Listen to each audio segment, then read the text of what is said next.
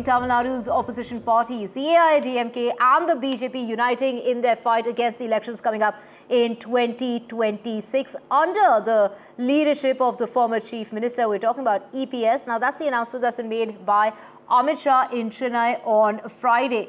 Now, the new guard, as far as the Tamil Nadu BJP chief is concerned, there's been a change, and of course, Annamalai has been replaced, while it is Prime Minister Modi that has gone on to say that this is something that's being done in order to uproot corruption from the government in Tamil Nadu, and obviously taking jibes at the current government of the DMK.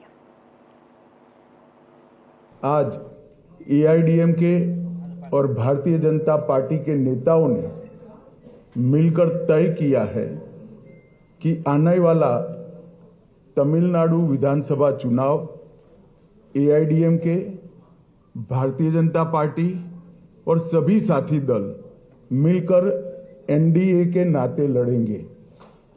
எதுமே இன்னும் கூட மக்கள் படுற துன்பங்களை பத்தி நம்ம முதலமைச்சர் இன்னும் அவருக்கு யாருமே சொல்ல மாட்டேன்றாங்க. எந்த மக்களும் அடுத்த திமுக தான் ஆளணும்னு யாரு சாதாரண மாணவரிலிருந்து அரசு ஊழியர்லேருந்து அடிப்படை பணியாளர் வரை அத்தனை பேருமே, மருத்துவர்கள் எத்தனை பேருமே, இன்னைக்கு கிராமங்களில் இருக்க அத்தனை பேருமே இந்த ஆட்சி வரக்கூடாது, இதுக்கு மாற்று சக்தி எடப்பாடியார் தான், ஏன்னா நமக்கானவர் நமக்குள்ள ஒருவர் அப்படின்னு தான் நினைக்கிறாங்க. இது நம்ம முதலமைச்சருக்கு தெரிய மாட்டேங்குது. அதனால எங்க போனாலும் பார்த்தா சரி 200 தொகுதி 200 தொகுதின்னு சொல்லிக்கிட்டே கிளிப்பில்ல சொல்ற மாதிரி சொல்லிக்கிட்டே இருக்காரு. So it is Mr. Edappadi Palaniswamy who has to explain now what his stand. So now that the Home Minister will be going back and he will be able to speak to the press. I hope they give him the permission to speak to the press. Then I'm sure he can explain now what has changed, what has not changed. Because just a few days ago we heard him saying that he stands with the minorities and he opposes the work bill. And today he has to explain to the minorities of the state what their stand is. Sam Daniel joining us to get us more on this. A week's of speculation coming to an end there with that announcement being made by the Home Minister. Take us through how this alliance is being perceived as far as the state of Tamil Nadu is concerned. We just heard Kanimuri saying this is a betrayal to the people of the state. It's an interesting battle to watch, Divya, because in 2019 and 2021, the alliance did not really work. The AIADMK lost both the elections. It fought in alliance with the BJP. At some point, the party felt the BJP to be a liability and then chose to fight the 2024 Lok Sabha elections alone. And BJP baggage, many would say, is it works again, it takes away the votes of minorities to begin with, and that's an advantage for the opposition, in this case the ruling DMK. But somehow the AIADMK and BJP view this state election differently. They hope that the arithmetic will work. In terms of a comparison, it's still not a match for the formidable alliance of the ruling DMK. They have been winning 3 elections one after the other. But still, elections are 1 year away, and they could bring in other parties. Probably, they may eye Director Seeman's Nam Tamil Katchi. And we should also factor in the impact or role of Actor Vijay's entry this time. But in terms of policies, Amit Shah has said the AIADMK is giving unconditional support. That could be a challenge for the AIADMK, especially its position with regard to the Waqf bill, the position with regard to the emotional issues of the two-language policy in Tamil Nadu, NEET exception and all these things. And the BJP is not at the moment, at least, willing to make any concessions over the popular demands from the state. And these could be challenges, but they hope that it will work well for them. Already, both the Home Minister Amit Shah and Prime Minister Modi have said this is a winning alliance and they'll be able to take Tamil Nadu to greater heights, and they've hit out on the ruling DMK on issues of corruption. They're going to focus on issues of corruption, law and order, women's security, and Dalit atrocities, as they call.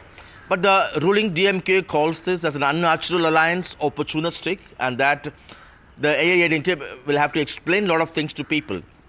They also point out when they were not together, after AIADMK had snapped ties, or even when they were together, at some point Annamalai had said that he would release the corruption details by the AIADMK regime when they were in power. So this could be embarrassing situation now. The BJP in a sense has paid a heavy price. They had to remove Annamalai from the position and put in place Narendra Nagendran. But they hope it will work for them. 1 year is a long time still. Right, elections coming up in 2026. Thank you so much, Sam, for getting us all those details. We also have Dr. Sumant Raman, political analyst, joining us. Well, of course, when we talk about this alliance, how do you perceive this move of replacing Annamalai with Narendra Nagendran as the BJP chief in Tamil Nadu? How would you react to that? After all the bad blood that had gone on between Mr. Annamalai and the AIADMK leadership, it was inevitable that he had to be changed, because the AIADMK was not going to come into an alliance with Mr. Annamalai as the state party president. After all that he had been continuously belittling the AIADMK leadership, he had been passing negative comments about Ms. Jayalalitha and others. So that was not acceptable to the AIADMK. So I don't think it was something that was even negotiable or on the table. The second part was is that Mr. Narendra Nagendran comes from southern Tamil Nadu. See, the issue was both Mr. EPS, the leader of the AIADMK, and Mr. Annamalai come from the same region of the state and belong to the same community. So while that would have helped in getting votes in that region, it left out large parts of the state. Mr. Narendra Nagendran belongs to a different community, which is also politically very powerful, and he comes from southern Tamil Nadu. So that is where the AIADMK lost out in the last couple of elections. Right, so, sir, we also heard Amit Shah talk about people will be voting for corruption, law and order issues, atrocities against the women. And while, Stalin has been fighting for NEET exemption, against the three-language policy and delimitation, in your opinion, where does the vote bank lie? No, this corruption thing, I think, is, yesterday, in fact, on social media, there were so many people asking what was Mr. Amit Shah doing in these last 4 years if the DMK government was mired in corruption. After all, the central agencies are controlled by them. And obvious question will be asked. I mean, it took you 4 years to figure out that there is corruption going on. And what has the BJP government done about it? Look at contrast with all the action that they've taken in the other opposition ruled states, whether it was Kejriwal's Delhi or Jharkhand of Hemant Soren and so on. So I don't think that washes unless there is some concrete action. And so far, the agencies have taken very little action except the sporadic raids here and there, which nobody really is really bothered about. So that part of allegation does, and in fact, yesterday also there were people asking what happened to the 2G case appeal, which has been pending in the Delhi High Court for more than 5 years now. So I think that people need to see action, not words. Right. So, of course, the Prime Minister there saying that the corrupt government needs to be uprooted. While Amit Shah hasn't really said it in as many words that EPS would be the Chief Minister candidate, but he did say that we'll fight the election led by EPS. Let's compare his popularity to that of MK Stalin. No, I don't think that this is always an incumbent chief minister tends to be more popular than an opposition leader. We have seen it in state after state after state. And you see, there are there's a very strange issue in Tamil Nadu. Mr. Stalin per se is not unpopular, but the DMK government is not half as popular as Mr. Stalin personally is. So the question is whether now the general sentiment is, there's some kind of sympathy for Mr. Stalin because of his age, and people feel, he probably is unaware of a lot of what is happening in his own government. But that is not really the view with which the DMK government is viewed.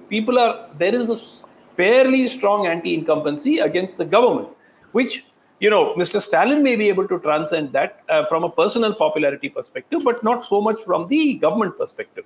So I think it remains to be seen. Because as Sam was saying at the start of the show, 11 months more, it's a long time, and so many things can change. But people are really waiting to see how the BJP approaches this. I mean, after all, Mr. Annamalai released what he called the DMK files. In the last 2 months, there have been 4 major corruption charges, including an allegation of 1,000 crore scam by ED in TASMAC, which is the state liquor agency. Right. So now, is there going to be any action, or are all these again going to be just politically used to put pressure on the DMK? So those are things people are waiting to watch for.